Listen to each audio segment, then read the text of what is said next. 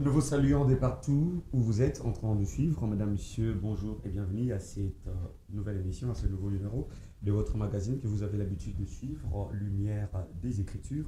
Nous sommes là pour vous accompagner pendant 60 minutes, question de vous aider à avoir de la lumière dans différentes écritures, dans différents textes, dans différents versets, différentes thématiques, différents thèmes. Et bien, aujourd'hui, nous sommes en train de parler, comme nous avions dit, dans la thématique du mois, les interdits dans le christianisme.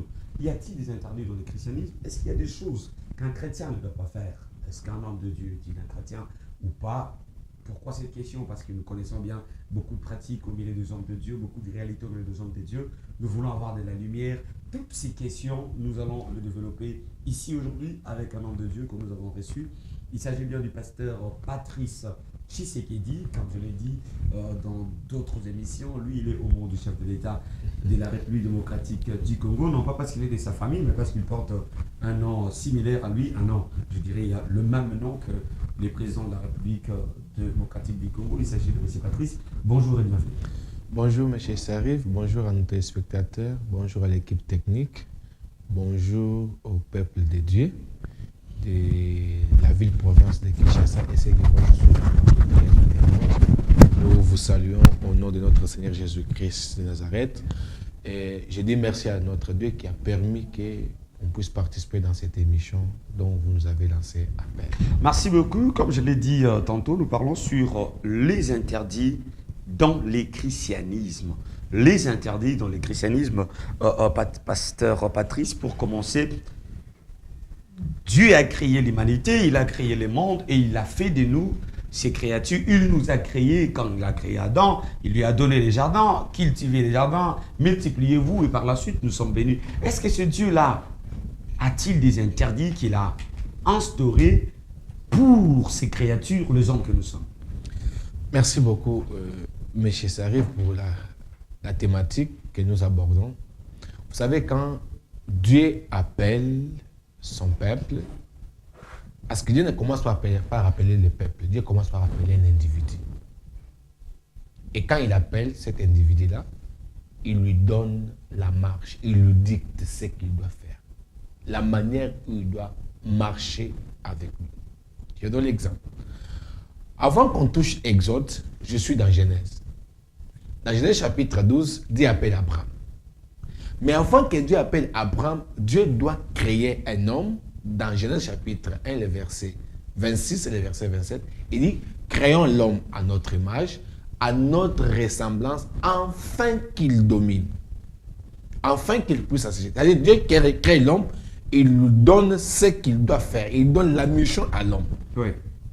Et puis, quand nous arrivons dans Genèse chapitre 2, Dieu va dire, il va former l'homme.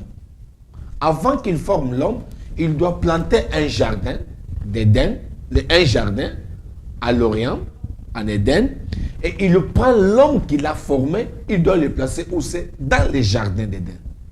Et quand il le place, il dit à l'homme, je vous donne l'autorité de manger tout ce qui est dans les jardins. Sauf, déjà quand on parle de sauf, il y a l'interdit. Dieu donne la possibilité à l'homme de vivre, mais il lui demande ceci. Vous ne pouvez pas toucher à l'arbre. Je ne vais pas comprendre parce que là, il y a beaucoup de débats sur cette question. Je préfère, je ne préfère pas que tu prennes ça et que je préfère qu'on reste dans notre thématique d'interdit. Mais je prends cet exemple pour dire que quand Dieu appelle l'homme, il est un Dieu jaloux. Il ne partage pas son adoration avec d'autres personnes, soit avec d'autres dieux, qui est lui-même seul, le Dieu créateur. Il dit à l'homme, tu dois faire ça et ne pas faire ça. Tu dois manger tous les autres fruits, mais quant à la fruit de la connaissance du bien et du mal, tu ne touches pas. Et puis, on parle bien du fruit de la connaissance du bien et du mal. Tu ne touches pas. Pas manger. Tu ne toucheras pas. Vous comprenez? Ça veut dire que Dieu est en train de... Les interdits, c'est une manière, c'est une façon de Dieu de tester l'obéissance de l'homme à sa parole. Et c'est ça. Et quand Dieu maintenant appelle Abraham, il dit à Abraham, tu dois quitter la maison de ton père. Tu dois quitter ta patrie. Tu tu dois aller là où moi Dieu. Et quand Dieu appelle l'homme, il doit lui dicter la marche à suivre. Et dans cette marche à suivre, il va lui dire, tu feras ça, tu ne feras pas ça. Et quand tu ne feras pas ça, moi Dieu, je serai avec toi. C'est là où vous allez vous rendre compte, j'ouvre cette parenthèse, mais ça arrive. On a un problème avec des hommes de Dieu. Quand Dieu appelle, il vous dicte la marche à suivre. Quand l'homme de Dieu est dans une situation, même les rois, Dieu lui dicte la marche à suivre. Je profite pour ouvrir cette parenthèse, si vous le permettez. Allez-y. Nous sommes en République démocratique du Congo. La RDC est face à une guerre. N'est-ce pas, non? Bien sûr. Nous sommes légèrement à l'Est. Mais la question que moi, je me pose, combien des hommes de Dieu ont consulté Dieu pour donner l'orientation au roi, entre parenthèses, le président de la République, que dans cette guerre, voici la recommandation donnée par Dieu. par Dieu. Comment tu peux te comporter pendant ce temps de la guerre? Mais vous allez vous rendre compte que tous les hommes de Dieu n'ont pas consulté Dieu. Ils n'ont pas. Ils n'ont pas consulté Dieu. Mais au contraire, ils ont inventé des solutions qui ne sont pas à peu près. Je suis dans le livre des 2 Chroniques. Le livre des 2 Chroniques, chapitre 20. Je parle l'histoire du roi Josaphat. Vous voyez? Les rois Josaphat se trouve qu'il y a les Moabites, il y a les Ammonites, il y a, il y a 5 nations qui viennent pour attaquer le royaume de Juda. N'est-ce pas, non? Maintenant, quand il vient attaquer, les rois, il avait l'armée. Les rois avaient le service de sécurité. Mais la parole de Dieu me dit, les rois, quand on lui a annoncé ça, il s'est levé pour aller consulter Dieu. Or, quand le président de la République a commencé son premier mandat, il a dédié, il a confié la patrie à qui? À Dieu, n'est-ce pas, non? Bien sûr. Et non, si lui avait confié la patrie à Dieu, et aujourd'hui nous sommes dans les temps de guerre, qu'est-ce que les hommes de Dieu ont censé faire pour orienter? Parce que s'il vous plaît, monsieur, ça arrive, la guerre c'est normal. Tout pouvoir qui n'est pas testé, qui n'est pas mesuré par la guerre, là, vous allez vous rendre compte que même David, quand il était roi, il y avait des guerres qui se sont amplifiées. Tous les rois, il y avait des guerres et tout comme ça. Et la Bible dit, les malheurs atteignent souvent les justes. Et Dieu fait comment? L'en délivre. La guerre commence. Et si c'est une guerre dans le plan de Dieu, Dieu vous donnera toujours le moyen de s'en sortir. Et vous allez vous rendre compte, quand vous lisez 2 Chroniques chapitre 20, du verset 1 jusqu'au verset 4, et du verset 10 jusqu'au verset 25, le roi Josaphat a déclaré, a dit au peuple de Juda que nous tous, les enfants, les femmes, les hommes, nous allons tous décréter les jeûnes. Nous allons prier. Bon, peut-être qu'il faudrait aussi décréter les jeunes pour la démocratie du Congo, ce qui ne sera pas facile parce que la CINCO et l'ECC a déjà commencé avec sa démarche pour aller voir le président de la République. Et puis l'église des réveils, on ne sait pas ce qu'il fait. Et c'est la marche. C'est qu'elle fait plutôt avec le désordre qu'il y a à l'intérieur. On a combattu le Dokamba est tombé. On ne sait plus qui dirige l'église du réveil. Il y a beaucoup de désordre là-bas. N'entrons pas trop là-bas, bien que vous êtes resté dans la thématique. Mais quand vous parlez de la marche à suivre, ça veut dire quand un homme de Dieu est appelé par Dieu, Dieu lui donne la marche, et s'il ne respecte pas cette marche-là, ça veut dire qu'il est dans l'interdit. Alors, quand quelqu'un ne respecte pas la marche avec Dieu, il a l'encontre. Dieu ne veut pas marcher avec nous. Je vous donne l'exemple. Quand Dieu appelle Moïse, n'est-ce pas, non? Il lui dit, Moïse, tu dois circoncire les enfants qui seront nés dans toi. Maintenant, quand Moïse prend sa femme Séphora, elle est un enfant. Et Moïse oublie de circoncire cet enfant. Qu'est-ce que la Bible dit? Dieu venait pour attaquer Moïse et le tuer. C'est ce que la Bible me dit. Dieu vient pour attaquer Moïse et le tuer. C'est alors que Séphora, qui était sa femme, voyant Dieu qui attaquait Moïse, la Bible me dit, Séphora prend une pierre et coupa les prépuces de l'enfant et récupérer cette prépuce et jeta aux pieds de Moïse et cria, l'époux des sangs. Et la parole de Dieu me dit, Dieu se retire. Vous allez vous rendre compte que quand Dieu t'appelle, il te donne la ligne à suivre, il donne la marche à suivre. Si tu ne te conformes pas, lui-même il vient, soit il t'abandonne, soit il t'attaque. Dans les interdits, dans la marche à suivre, permettez-moi, pasteur Patrice, dans les interdits, dans la marche à suivre, comment on parlera des interdits, par exemple, dans la vie de Noé, parce que Noé a bu du vin. Comment on parlerait des interdits dans la vie d'Abraham? Abraham a eu Sarah, ensuite Agar. Comment on parlera des interdits dans la vie de Jacob? Il avait Léa, il avait Rachel, il avait d'autres femmes. Et comment on parlerait des interdits? Parce que dans l'ancienne alliance, il y a eu beaucoup de pratiques qu'aujourd'hui vous êtes en train de nous interdire de faire. Pourquoi vous nous les interdisez? Cependant, Dieu les a permis pendant qu'il marchait avec les patriarches, nos ancêtres. Merci beaucoup. Vous avez parlé de l'histoire de Noé, n'est-ce pas, non? Dis-moi qu'est-ce qui était interdit dans la vie de Noé. Est-ce que vous pouvez avoir cette idée-là? Je vous écoute. Noé, Dieu l'appelle. Il construit l'arche. N'est-ce pas, non? Dieu lui a dit de construire l'arche, il doit détruire la terre. Et elle a prié et tout consort. Dieu a sauvé Noé avec ses enfants. Et quand Noé s'est réveillé à un certain moment, il a commencé à cultiver la terre. Je suis dans Genèse chapitre 8, 9, 10. Il a cultivé la terre, n'est-ce pas, non? Et après avoir cultivé la terre, il a planté de la vigne. Il a récolté cette vigne. La Bible dit que Noé a pris du vin, n'est-ce pas, non? Il s'est allé endormi au milieu de sa tente. Mais il ne devait pas prendre du vin si le vin est interdit aujourd'hui, comme vous refusez aux enfants de Dieu de prendre de l'alcool. Mais Noé en a bu et Dieu n'a pas châtié. Écoutez, mais ça arrive, on doit comprendre des choses. Nous sommes dans les premiers livres de la Bible. Nous sommes dans Genèse chapitre 8. Ici, dis-moi ce qui était interdit par rapport à Noé.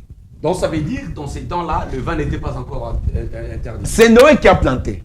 Nous sommes dans Genèse. Quand vous rentrez dans Genèse chapitre 3, dans Genèse chapitre 2, dans Genèse chapitre 4, on vous présente les interdits que Dieu a donnés à qui? À Adam et Ève. Ne touchez pas. Vous pouvez tout manger, mais pour l'arbre de la vie, l'arbre de la connaissance du bien et du mal, ne touchez pas. Mais dans d'autres, vous pouvez toucher. Donc même l'alcool, on pouvait toucher. Non. Mais ça arrive, tu dois comprendre les choses. Je suis là oui. De comprendre. Tu dois comprendre. Dieu a dit à Adam et à Ève, vous pouvez tout manger, vous pouvez tout toucher, sauf l'arbre de la connaissance du bien et du mal. Et par la suite... Je peux aller plus loin. Je peux aller plus loin pour vous poser. Je vais anticiper pour vous poser cette question. Mais ça ne m'a pas permis de vous poser, mais je peux même répondre. C'est une question qui reste en Allez-y. Ok. Si nous prenons dans Genèse, est-ce qu'aujourd'hui vous pouvez épouser votre sœur? Je ne demande pas que vous me répondre. Alors, tu vas me dire quelle est la femme. On peut parler des interdits. Où est-ce que Caïn a trouvé sa femme? Où est-ce qu'Abel a trouvé sa femme? Où est-ce que Sem a trouvé sa femme? Et tout consort. C'est-à-dire que nous sommes au début de la création. Ici, quand vous lisez noir sur blanc, c'est Noé qui a planté la vigne. Et il a récolté les vins. Il a bu. Ici, il n'y avait pas d'interdit. Mais au fur et à mesure, quand vous prenez, quand Dieu commence maintenant à consacrer les sacrificateurs, les Lévites, Dieu dit à Moïse, voici comment les Lévites doivent se comporter. Ils sont sacrificateurs, ils doivent servir à l'autel. Les Lévites ne doivent pas prendre du vin. Les Lévites ne doivent pas avancer. Les sacrificateurs ne doivent pas passer. Vous allez vous rendre compte que si vous prenez les polygames dans la Bible, vous ne trouverez pas de polygames dans la lignée des sacrificateurs. C'est donc Aaron. Lisez la Bible. Ne confondons pas, par exemple, la polygamie avec les rois. Un roi n'est pas sacrificateur.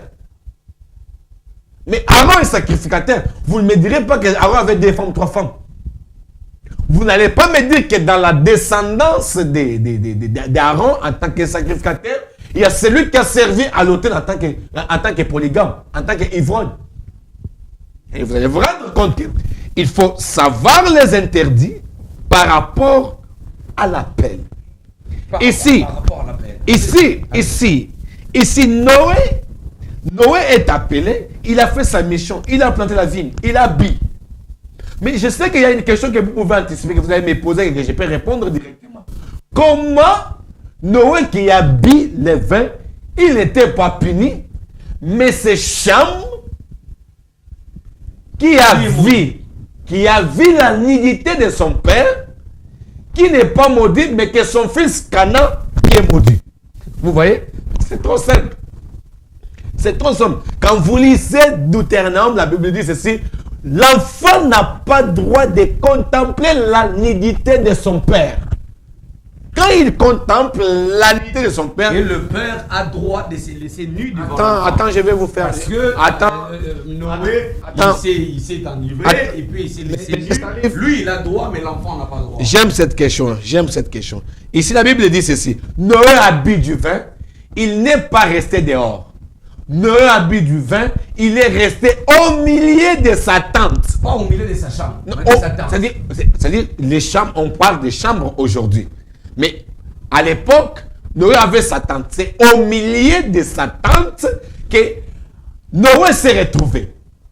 Et quand il s'est retrouvé au milieu de sa tente, cette fois-ci, c'est son fils Cham qui est allé au milieu de la tente. Quand on parle de milieu de la tente, on voit l'intimité. Vous comprenez, M. Sarif? On est humain. On a des faiblesses. Mais le problème est quoi? La Bible dit ceci, que les faibles, que les forts soutiennent quoi? Les faibles. Et la parole de Dieu dit, confessez les péchés les uns les autres. Priez les uns les autres. Alors, si Cham, qui a vu la nudité de son père, au milieu de sa tente, pouvait faire ce que les deux autres ont fait, où est-ce qu'il allait sentir la malédiction? Le problème est que quand tu m'as vu dans l'état de faiblesse, qu'est-ce que tu as fait? Tu as publié. Tu as annoncé le mal. Regarde David qui, en tant que Saül est mort, et qui Saül était son rival. David ne s'est pas réjoui parce qu'on a tué Saül.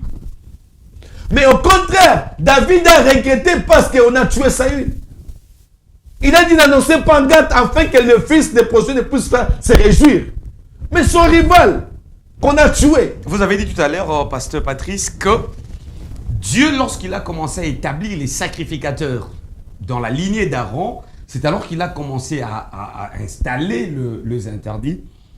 Vous êtes de la lignée d'Aaron, ça veut dire vous êtes sacrificateur. D'abord, quels sont les interdits étant pour les sacrificateurs? Et deuxièmement, est-ce que les sacrificateurs d'aujourd'hui, vous êtes en train de respecter ces interdits-là? Merci beaucoup pour cette question. Quels sont les interdits pour les sacrificateurs? Alors, je préfère d'abord pour reculer un peu derrière et vous donner cette réponse. Dans l'Ancien Testament, la sacrificature était juste pour les tribus de Lévi, avec les Aaron. Et quand Christ est venu, il nous a introduits dans les sacerdoces royales, où il a fait de tous un royaume des sacrificateurs. Alors quand on vient à Christ, la première des choses, on est enfant de Dieu. Et l'enfant, on n'est pas appelé à rester avec cette statue de l'enfant, on est appelé à grandir pour devenir fils. Alors la Bible dit, car Dieu a tant aimé le monde, qu'il a donné son fils unique, afin que quiconque croit en lui ne périsse point, mais qu'il ait quoi? La vie éternelle. Nous sommes appelés de devenir des fils. Quitter la statue des enfants et devenir fils. Atteindre la maturité. Et quand on doit atteindre la maturité, maintenant Dieu a donné les interdits, c'est pour nous tous. Parce que ces interdits nous permettent d'abord de préparer notre vie. Parce que après la mort, il y a une vie. Après la mort sur cette terre, il y a une vie. Alors, quels sont les interdits? Là, je peux maintenant entrer dans ta question. Quels sont les interdits? Je prends la Bible, je suis dans... Ouvrons nos Bibles. Je ne vais pas aller plus loin. Je suis dans Galates. Galates chapitre 5. Galates chapitre 5, à partir du verset 16. Galates 5 à partir du verset 16. Nous lisons au nom du Seigneur Jésus. Oui, oui. J'ai dit donc, Marchez selon l'esprit et vous n'accomplirez pas les désirs de la chair. Car la chair a des désirs contraires à ceux de l'esprit et l'esprit en a des contraires à ceux de la chair. Ils sont opposés entre eux, afin que vous ne fassiez point ce que vous voudriez. Si vous êtes conduit par l'esprit, vous n'êtes point sous la loi. Or, les œuvres de la chair sont manifestes. Ce sont l'impudicité, l'impureté, la dissolution, l'idolâtrie, la magie, les inimitiés, les querelles, les jalousies, les ammonités, les disputes, les divisions, les sectes, l'envie, l'ivrognerie, les excès des tables et les choses semblables. Alors, si vous prenez ces versets, vous allez vous rendre compte que tout celui qui est appelé enfant, fils, disciple de Christ, pasteur, prophète et tout consort, il est censé observer ces choses. Pour ne pas arriver à tomber à ça, l'apôtre Paul donne un préalable. Il dit quoi? Marchez selon l'esprit de Dieu et vous n'arrivez pas à accomplir quoi? Les désirs de la chair. Il parle que les désirs de la chair et ceux de l'esprit sont en opposition. Et il vient d'énumérer ça. Et il dit avec les choses semblables. Ça veut dire que la liste, elle est longue. La liste, elle est longue. Que l'apôtre Paul ne pouvait pas énumérer. Mais il y a des choses semblables. Quand on va voir les choses qui sont semblables à ça, vous allez vous rendre compte que ce sont des interdits. Vous allez vous rendre compte que ici, pendant que je méditais, quand vous m'avez envoyé la thématique, mais ça arrive, je suis allé plus loin pour dire que l'apôtre Paul parle même des divisions. Vous voyez? Parmi les choses qu'on ne veut pas qu'on puisse avoir dans l'ensemble, il y a des divisions. Vous commencez avec les divisions, moi je commence pas avec les divisions. Nous sommes en train de parler du millier de ministres. La Bible est dit, nous avons lu, c'est vous-même qui venez de donner l'écriture. Je suis dans le 19e verset, la Bible est dit, les œuvres de la chair sont manifestes, ce sont l'impudicité. Pasteur Patrice, aujourd'hui nous avons beaucoup des hommes de Dieu impudiques. Comment vous l'expliquez? Cependant que ce sont les interdits et que vous, ministres, vous enseignez au peuple de Dieu, que vous devez connaître d'avance et que vous devez respecter. Merci beaucoup, M. Sariv. Je préfère être évangélique dans cette émission. Parce que la Bible dit, il y a encore de l'espérance pour tous ceux qui vivent. N'est-ce pas, non? S'il y a un homme de Dieu qui se retrouve aujourd'hui dans l'impudicité, ça veut dire qu'il a qui se repentir. Parce que vous ne pouvez pas être berger, apôtre, prophète, évangéliste, disciple de Christ et vivre dans l'impudicité. Cependant, c'est les cas. Et vous normalisez ça. Nous avons vécu ensemble, parce que vous êtes avec nous au Congo et puis à Kinshasa, beaucoup de scandales des hommes de Dieu dans cette ville.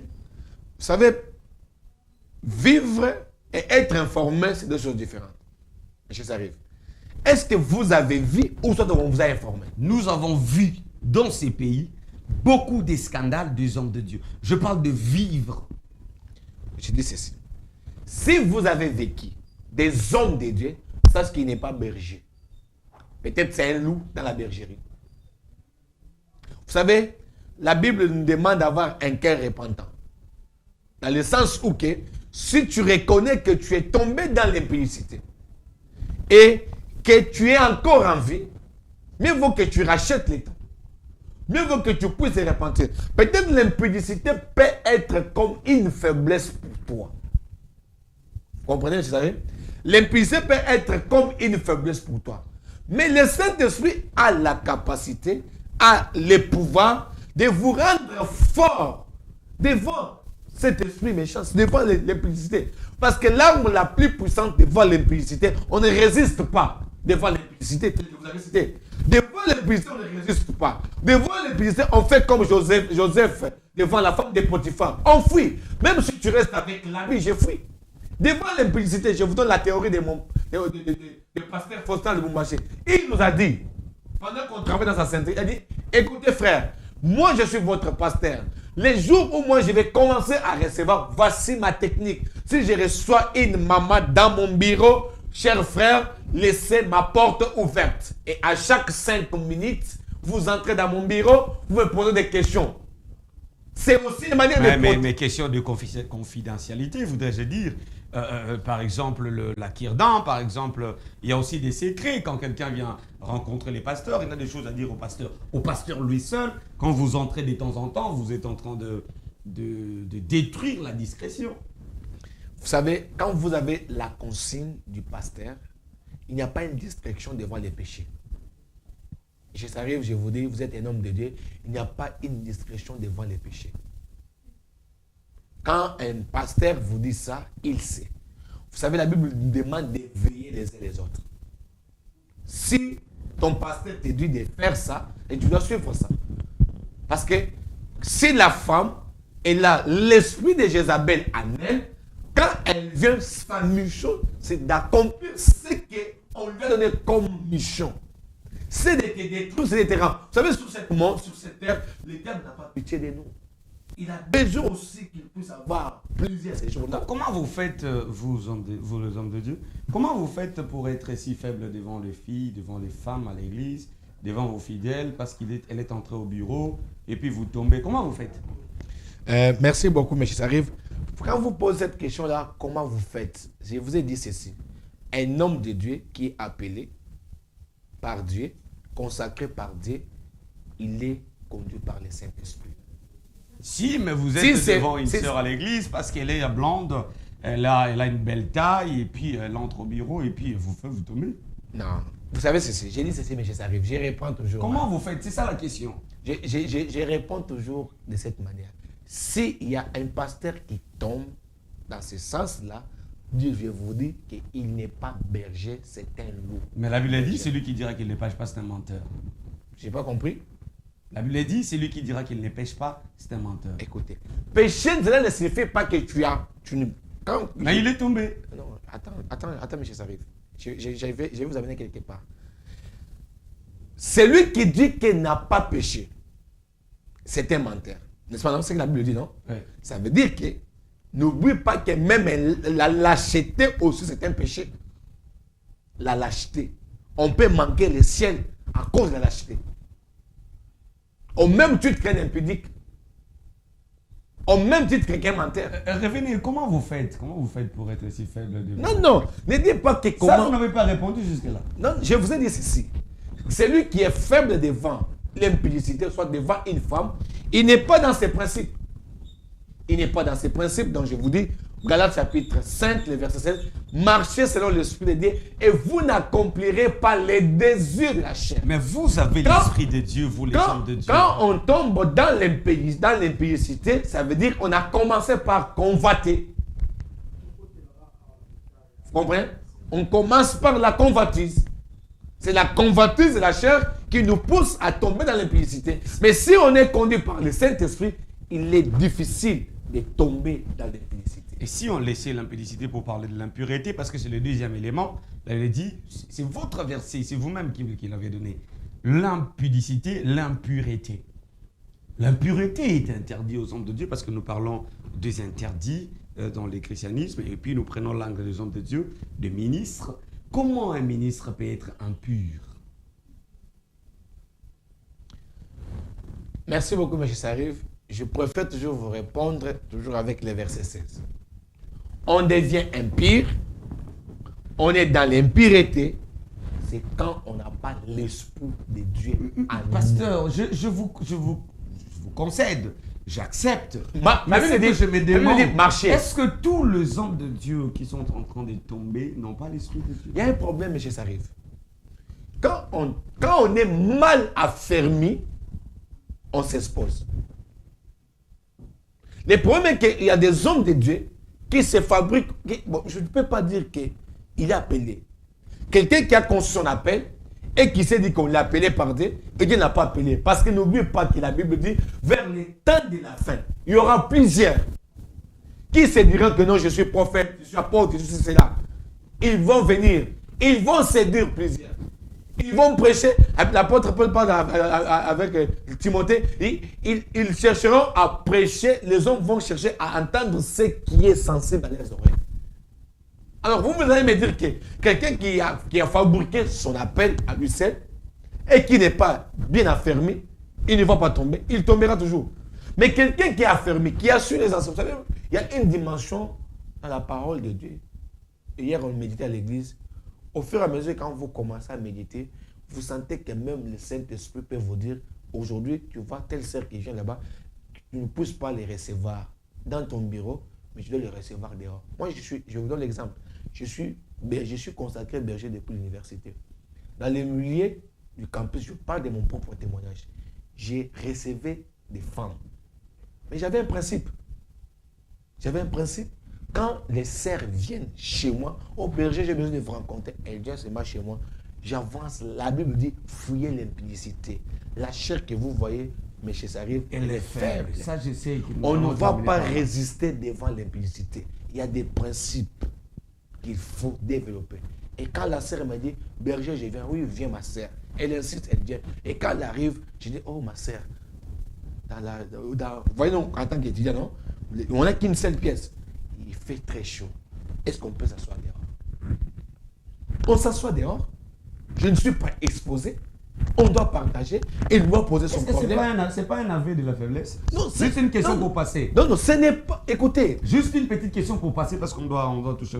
Est-ce que ce n'est pas un aveu de la faiblesse? Est-ce qu'obligatoirement, si vous restez dans la pièce, vous allez tomber? Mais ça arrive. La Bible dit, c'est ici. On fuit l'impudicité, on résiste. Non, est-ce que la sœur est venue avec l'idée de l'impudicité? On résiste. Est-ce qu'elle était venue pour que vous tombiez ensemble? Peut-être qu'elle est venue d'une manière simple. Je vous pose la question. Là, peut-être que c'est vous, les pasteurs, qui avez des mauvaises pensées. Écoutez, M. Sarif. On résiste au diable, mais on fuit l'impudicité. On peut résister. La Bible dit, résistez au diable, il fuira loin de vous. Merci, pasteur. Mais devant l'impudicité, la Bible dit ceci, fuir. Merci. Écoutez, beaucoup. on donne la possibilité de faire comment? De fuir. Et si tu es incapable, le pasteur Didier Al-Boumbaché, pendant qu'on étudiait, il nous a dit ceci, le pasteur le plus faible, il a décidé de commencer à voyager à tout moment avec sa femme. Il est l'homme le plus puissant aujourd'hui. Ça veut dire que si tu sais que ma faiblesse, c'est l'impudicité, moi, je ne vous condamne pas. Mais ce que je vais demander, il faut demander l'aide du Saint-Esprit et développer les méthodes qui peuvent vous permettre de rester dans la voie. Merci beaucoup, pasteur Patrice. Très chers téléspectateurs, nous continuons notre émission sûrement et lentement. Nous sommes en train de parler sur les interdits dans le christianisme. Le pasteur Patrice nous a donné un verset que nous sommes vraiment en train d'exploiter, à moins que lui-même change de verset, parce qu'il en a toute l'ouverture, tout le droit. Mais dans ce même verset, je trouve beaucoup de choses. Je me pose la question, que je vous la pose d'ailleurs. Est-ce que les hommes de Dieu, vous continuez à lire les Écritures pour vous affermir, ou vous lisez pour affermir les fidèles? Parce que nous avons l'impression que tout ce qui est écrit là, les hommes de Dieu, vous les lisez pour nous prêcher, mais vous n'êtes pas capable auprès de les appliquer. Vous, pas d'une manière particulière. Vous, les hommes de Dieu en général. Vous savez, être homme de Dieu, appelé par Dieu, et ne pas méditer chaque jour la parole de Dieu, on va tomber à côté. Méditer, oui. Mais ma question, est-ce que vous méditez pour vous affermir aussi, ou vous méditez simplement pour nous affermir, nous les fidèles? Mais d'abord, c'est nous. D'abord, c'est moi-même. Je dois d'abord me nourrir moi-même. Si moi-même, je n'ai pas une source, comment je vais déverser? D'abord, la connaissance, c'est pour moi. Daniel dit, la connaissance te placera au-dessus de ta génération. Et je dois d'abord m'équiper, moi, pour équiper les autres. Mais si je vais lire la Bible pour les autres et pas pour moi, sache que je ne suis pas un enfant. Vous qui êtes équipés, on vous trouve dans les querelles. Aujourd'hui, les hommes de Dieu, c'est querelles dans les réseaux sociaux, c'est querelles à Kinshasa, c'est compliqué. Je ne sais pas si vous avez vu la scène avec l'église de Message. Même dans la chair, on vient régler de problèmes. Mais apparemment, vous ne lisez pas pour vous affermir vous-même. Il y a ceci. Ça, c'est une réponse que j'avais donnée à une personne et je vais vous le dire aujourd'hui. Il y a, aujourd'hui, dans ce siècle présent, il y a les églises des hommes de Dieu. Vous dites? Je reprends. Il y a des églises des hommes et les sanctuaires de Dieu. Il y a quelqu'un qui s'est créé une entreprise, qui appelle ça une église, mais qui n'est pas l'église de Dieu, vous allez voir que même la gestion au quotidien de cette structure-là ne reflète pas Dieu. Parce que Dieu est amour. Vous voyez? Dieu est amour. Quand vous lisez 1 Corinthiens chapitre 13, le verset 13, 1 Corinthiens chapitre 13, qu'il y a 13 versets, là, on donne les dimensions de l'amour. On dit ceci, l'amour est patient. Vous voyez? Et quand je suis serviteur de Dieu, et j'ai en moi une dimension de l'amour, je dois avoir la patience. D, l'amour ne supporte pas, l'amour ne soupçonne pas. L'amour ne s'envie pas d'orgueil. L'amour est patient. Vous voyez? Ça veut dire que quelqu'un qui est appelé par Dieu, vous allez vous rendre compte que même dans la marche, M. Sarif, dans tout ce qu'il fait, c'est l'amour. L'amour là, quand vous prenez Philippiens chapitre 2, le verset 3 et le verset 4, la Bible dit ceci, que celui qui a cette dimension d'amour, il privilège d'abord les intérêts des autres avant lui. Vous savez, nous avons du mal à comprendre beaucoup de choses que vous êtes en train de dire parce que nous les confronterons à la réalité actuelle des hommes de Dieu actuels. Celui qui a de l'amour va privilégier les intérêts des autres. Mais quand on regarde aujourd'hui les hommes de Dieu, c'est pas ce qu'on voit. Et on se pose des questions. Des questions très questionnantes. Mais pourquoi est-ce que jusqu'aujourd'hui, écoute, on a des questions, on ne trouve pas dans les chefs des ministres, certains ministres de Dieu, le fait d'avoir les interdits. C'est comme si vous êtes habitué de Dieu, habitué avec Dieu, il est devenu votre ami, vous connaissez Dieu, vous pouvez faire n'importe quoi, et que nous, les fidèles, nous ne pouvons pas. c'est parce que cette dimension manque à l'église. Philippiens chapitre 2. C'est parce que cette dimension manque à l'église. L'apôtre Paul dit ceci. Si donc il y a quelque consolation en Christ, s'il y a quelque soulagement dans la charité, s'il y a quelque union d'esprit, s'il y a quelque compassion et quelque miséricorde, rendez ma joie parfaite. Ayez un même sentiment, ayez un même amour, ayez une même âme, ayez une même pensée.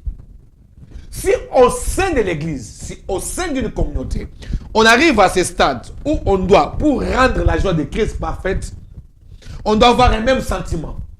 Est-ce que le même sentiment que pasteur Patrice a? Est-ce le même sentiment que l'apôtre Mardochelo a?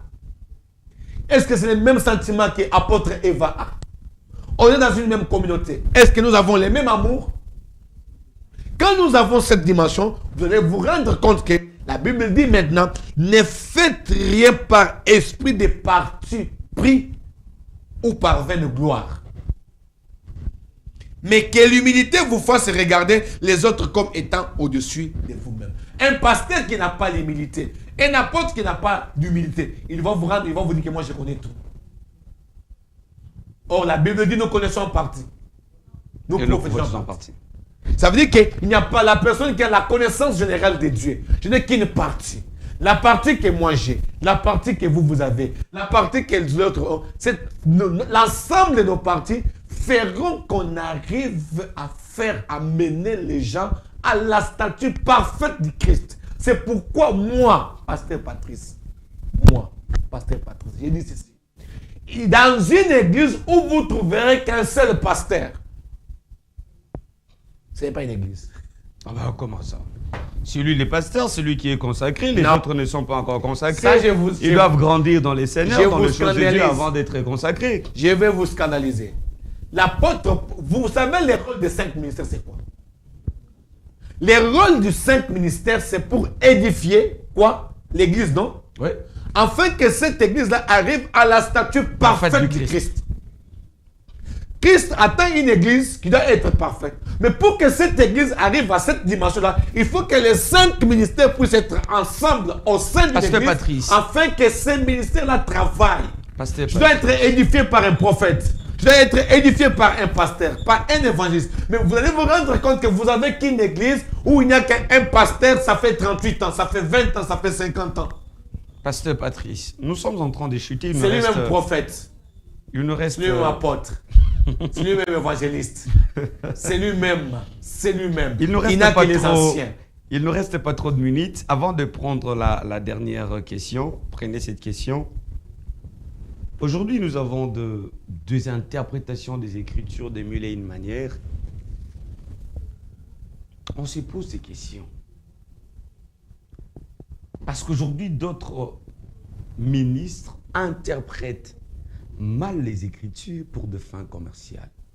Qu'est-ce que vous en dites? Ils sont dans les interdits. Ou encore, bon, c'est l'évangile. La Bible dit, dans les derniers temps, l'intelligence des gens vont s'ouvrir. Alors, c'est l'intelligence qui s'est ouverte. Alors, les gens sont en train de nous révéler des choses que nous ne connaissons pas. Peut-être, qu'est-ce que vous en dites? Quelqu'un qui interprète les Écritures pour des fins Commerciales. Matthieu chapitre 6, verset 33. La Bible dit ceci.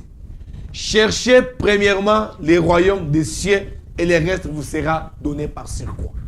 Mais ça arrive, je vous regarde tout droit dans les yeux pour vous répondre ceci. Ce qui est important dans l'église, c'est le royaume des cieux. Psaume 37 dit ceci. Fais de l'Éternel tes délices, il te donnera ce que ton cœur désire. Dieu sait que j'ai besoin d'argent. Mais si Dieu devient d'abord une priorité dans ma vie, la priorité de Dieu dans ma vie a comme conséquence les richesses. Mais s'il y a l'interprétation de la parole de Dieu pour juste prendre l'argent, ça, ce n'est pas la parole de Dieu. Jésus vient voir Pierre et Jean qui étaient en train de pêcher les poissons. Il dit ceci. Donnez-moi votre barge, en fait, j'utilise quoi? Pour annoncer l'évangile. N'est-ce pas, non? Jésus n'a pas demandé l'argent. Il a demandé l'instrument qui allait lui permettre d'annoncer l'évangile. Mais on peut prendre l'argent pour acheter des instruments. S'il vous plaît, je vous amène quelque part. Quand Pierre a donné l'arche et Jésus a utilisé l'arche pour l'évangile, il y a eu les conséquences. Si on annonce d'abord Christ, si on parle de Jésus, si on lui met comme une priorité au centre de notre message, les matériels, vous les rendez eux-mêmes. Je ne peux pas prendre toute une prédication en train de faire appel des fonds. C'est de l'escroquerie. Je ne peux pas prendre une prédication pour... D'ailleurs, moi, j'ai un principe. Après mon serment, quand je suis invité dans une église, je prêche, je termine. J'ai déjà préparé mon transport. Si vous m'insistez pour me donner votre enveloppe, je prends cette enveloppe-là et quand je sors, je dépose dans votre panier d'offrandes. Je pars. Je ne suis pas venu prêcher pour l'argent. Je ne suis pas. Dieu qui a fait que je sois appelé dans votre église là, il a déjà prévu. Vous savez, on sert un Dieu qui est magnifique. Il a déjà tout préparé pour le chemin. Il a déjà tout préparé. Il a dit aux disciples, n'emportez absolument rien. Allez-y. Il a déjà tout préparé. Jésus pour préparer la Pâque, il a dit aux disciples, allez-y dans la ville, mais vous trouverez quelqu'un avec une criche, demandez-lui. Il a déjà préparé même une pièce pour préparer la Pâque. C'est aussi lui qui a dit, quand vous arrivez dans une maison, quand vous recevez avec un verre d'eau, bénissez la maison. Donc, c'est pas mal si un pasteur arrive quelque part, qu'on lui donne un verre d'eau, il prend, il boit. Mais ça arrive. Vous recevoir avec de l'eau, c'est différent que de demander. C'est différent d'imposer à quelqu'un. Dieu m'a dit, donne-moi, tu seras béni. Mais vous allez vous dire que quand vous lisez Psaume chapitre 1, le verset 1 jusqu'au verset 5, il dit, celui qui médite la parole de Dieu, jour et nuit, il est comme l'arbre qui est planté tout au long d'un courant d'eau, qui porte les fruits à chaque saison. Et la conclusion, il dit, tout ce qu'il fait, lui réussit. Ça veut dire que la méditation, rester dans la parole de Dieu, cette parole de Dieu nous donne la connaissance et nous bénit. Et si Dieu lui avait dit certainement? Ce sont des menteurs. Et si Dieu lui avait dit certainement? J'ai dit, ce sont des menteurs. Moi, j'ai posé une question. Ça, vous avez dit, ce sont des menteurs. Moi, je pose la question, et si Dieu lui avait dit certainement, donne-moi de servir. Vous savez, quand Dieu dit... Ou encore, Dieu ne peut pas dire ça. Vous savez, quand Dieu dit, il dispose. Regarde. Il envoie Élie. Je l'avais de Sarepta, n'est-ce pas, non? Il dit à Élie, vois, je vais te nourrir là-bas. C'est Dieu qui a dit, vois, je vais te nourrir. Et quand Dieu a envoyé, il a disponibilisé les cœurs de la veuve. Ils ont discuté. Et Dieu a disponibilisé les cœurs. Et la veuve a vu les conséquences. Vous savez, M. Sarif, je regarde une église, quelque part, où il y a 7 paniers d'offrandes. Et on vous dit que non, cette année-ci, c'est l'année de la croissance. Mais l'année a terminé. Est-ce que Dieu ment? Ou c'est l'année de la croissance, les gens ont déposé les offrandes, mais qui ne sont pas bénis. Mais quand vous lisez Jean chapitre 15, elle me dit ceci. Je suis les cèpes et vous êtes les sarments. Si vous restez attachés à moi, vous ferez quoi? Vous allez produire beaucoup de fruits. Quel est ce cèpe-là qui reste attaché au... Quel est ce sarment-là qui reste attaché au cèpe, mais qui ne produit pas de fruits? Qui est ce frère-là qui vit dans une église pasteur, là, attends, s'il vous plaît, j'arrive. Là, il faut être peut-être modéré. Attends. Et si les pasteurs est j'arrive vrai, quelque part. Et si la prédication est vraie, mais le fidèle ne marche pas bien parce que la bénédiction peut être proclamée. Écoutez, mais ça doit aussi rencontrer la bonne vie du fidèle. Mais chez Sarif, qui est ce cèpe-là qui a des branches qui sont attachées, mais les branches ne portent pas de fruits? Or, il y a un principe où la Bible dit, celui qui reste attaché à moi, il les monde. C'est Dieu qui prend soin des mondes détaillés pour que vous puissiez être fertile et produire des fruits. Je ne peux jamais voir quelqu'un qui a béni Dieu mais qui reste pauvre. Et si son temps n'était pas encore arrivé? Non, vous savez. Parce que Dieu fait toutes choses bonnes en son temps. Il fait toutes choses bonnes à son temps. Il est le maître des temps et des circonstances. C'est lui qui permet de quand tu seras béni, de quand tu ne seras pas encore béni, malgré la parole prophétique peut-être de ton pasteur, ainsi de suite. Ce que vous parlez, ça me pousse à vous dire quelque chose. Vous savez, le roi Nebuchadnezzar, c'était un roi païen, non? N'est-ce pas, non?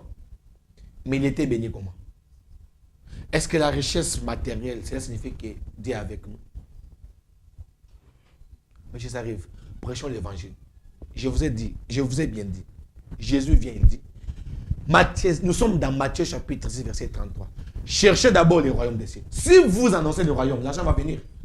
Regardez la caméra devant vous parce que nous sommes arrivés à la fin. Je vous donne 3 minutes. 3 minutes, vous allez conclure avec cette thématique. Parler aux hommes de Dieu. Parce que là, vraiment, nous sommes spécifiés aux hommes de Dieu. Les interdits dans les christianismes, les interdits, si je puis dire, dans les hommes de Dieu. Regardez les hommes de Dieu. Parle-leur. Quels sont les interdits pour les hommes de Dieu, pour les ministres? Qu'est-ce qu'ils doivent faire? Qu'est-ce qu'ils ne doivent pas faire? Comment ils doivent se comporter? Parce qu'ils sont ministres et appelés de Dieu. Vous avez la parole. Merci beaucoup, M. Sarif, pour cette opportunité que vous m'accordez. Sincèrement, je ne suis pas venu condamner quelqu'un. Parce que l'évangile de Christ n'est pas pour condamner. Mais c'est l'évangile qui nous apporte la lumière. Pour quitter les ténèbres et venir dans la lumière.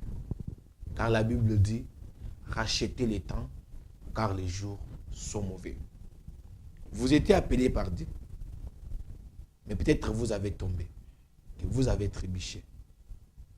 Mais la Bible dit, si vous acceptez de vous relever, il est là pour vous éclairer. Ne demeure pas dans les péchés. Ne faites pas des péchés l'habitude où tu dois demeurer. Le Saint-Esprit a une capacité de vous aider, de vous conduire, de marcher avec vous. Qu'on ne reste pas dans la gloire, dans des illusions où il n'y a pas Christ, où il n'y a pas Dieu. Ne cherchons pas à annoncer l'évangile seulement pour gagner de l'argent. Parce que les matériels que vous voyez sur cette terre, on va les laisser. Mais Christ a besoin de vous. Il faut savoir une seule chose, que après la vie sur cette terre, on va tous mourir. Après avoir mouru, il y a une vie après la mort. C'est pour vous dire, dans Apocalypse, chapitre 21, le verset 8, la Bible dit ceci. Mais pour les lâches, les incrédules, les abominables, les métriers, les impudiques, les enchanteurs, les idolâtres et tous les menteurs, leur part sera dans les temps ardents des feux et de soufre, ce qui est la seconde mort. Je vous en supplie, Jésus vous aime beaucoup. Il est amour. Vous êtes pasteur, vous êtes prophète, mais d'abord, il est venu sauver les enfants, les fils. Les titres ne vous amènera pas nulle part. Mais être enfant, être né de nouveau, Avoir un cœur repentant, cela fera de vous un enfant de Dieu. Et quand Jésus-Christ viendra, ces jours-là, nous serons enlevés ensemble pour aller vivre une vie. Que Dieu vous bénisse. Merci beaucoup, pasteur Patrice. C'était une exhortation pour tous les hommes de Dieu qui ont pu nous suivre et qui vont nous suivre dans les rediffusions, dans les réseaux sociaux, sur notre chaîne YouTube Je Pèse Télévision, sur ma chaîne YouTube Sarif Moking officiel. Vous allez nous suivre. Merci de mettre en pratique cette exhortation. Vous avez suivi l'émission, nous avons parlé pendant 60 minutes sur les interdits dans le christianisme, les interdits dans le chef des hommes de Dieu. Vous êtes homme de Dieu, sachez ce que vous devez faire, ce que vous ne devez pas, ce que la Bible vous autorise plutôt de faire et ce que la Bible vous interdit de faire. Est-ce que parce que vous êtes pasteur et que vous avez des sœurs à l'église, que vous devez les prendre toutes?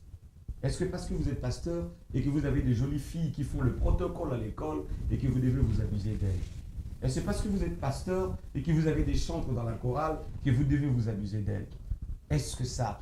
Mais parlons pas seulement des pasteurs. Vous êtes chef de maintenance à l'église. Vous êtes chef de musique à l'église, chef des protocoles. C'est vous les dirigeants, c'est vous les responsables de tel département. Est-ce que c'est votre titre-là qui vous permet, parce que vous êtes serviteur de Dieu, est-ce que c'est votre titre qui vous permet d'abuser de serre à l'église? Est-ce que c'est votre titre qui vous permet de rançonner le peuple de Dieu, tout le temps, donner, même quand Dieu ne vous dit rien, vous venez avec Dieu m'a dit, Dieu a dit, faites ceci, faites cela. Sachez ce que vous devez faire. Même dans le jardin d'Éden, Dieu a dit à Adam ce qu'il devait faire et ce qu'il ne devait pas faire. Dieu a dit à Abraham, quitte la maison de ton père. Ça veut dire, rester dans la maison de son père, c'est ce qu'il ne devait pas faire. C'est ça. Regardez, j'ai aimé ce que le pasteur a dit. Quand Dieu appelle quelqu'un, il lui donne la marche à suivre. Quelle est votre marche à suivre? Qu'est-ce que Dieu vous a donné comme marche à suivre? Vous êtes appelé de Dieu. Quelle est la lignée que Dieu vous avait donnée? Quels sont les interdits? Il vous avait dit de faire quoi et de ne pas faire quoi. Samson ne devait pas couper le chef. Ne devait pas. C'était ça son interdit. Et toi, quel est ton interdit? Que Dieu vous bénisse. Restez dans la paix du Seigneur. Vous voulez passer en cette émission? Écrivez-nous, appelez-nous au travers de ce numéro qui est affiché au bas de votre poste téléviseur, ou vous pouvez m'écrire directement sur ma page Facebook ou sur mon compte Facebook. Ça arrive à Mokedi. Je vais vous recevoir dans cette émission. Cher pasteur, le plateau est pour vous. Cher ministre de Dieu, le plateau est pour vous. Que Dieu vous bénisse, que Dieu bénisse la République démocratique du Congo, que la guerre plutôt dans l'Est puisse se terminer par la puissance de l'armée céleste. Soyez bénis.